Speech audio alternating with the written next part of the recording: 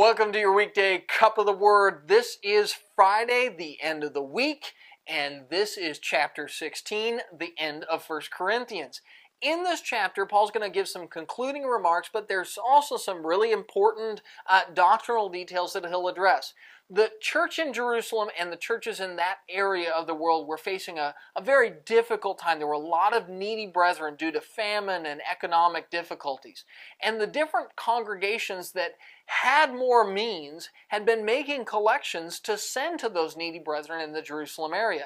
In this chapter, Paul's going to talk about when you should make those collections, how you should make those collections. He's going to talk about each congregation getting their own ambassador to send those collections to the needy brethren as they saw fit.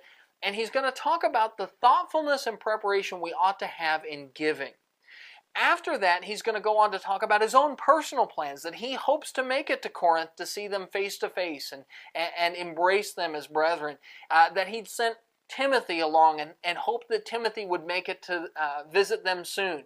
And he's going to tell them to be strong, be courageous, be brave, to stand by this faith that they've given up so much for. See, throughout all of the problems at Corinth, Paul had always had hope that they would change. Even when he wrote this letter to them in tears, he believed in the best of the Corinthians.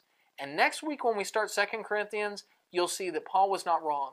The Corinthians are going to change. They are going to repent of their false ways, mend the divisions, and get back right on the course that God intended for them. That's 1 Corinthians. That's your daily cup, and we'll see you next week.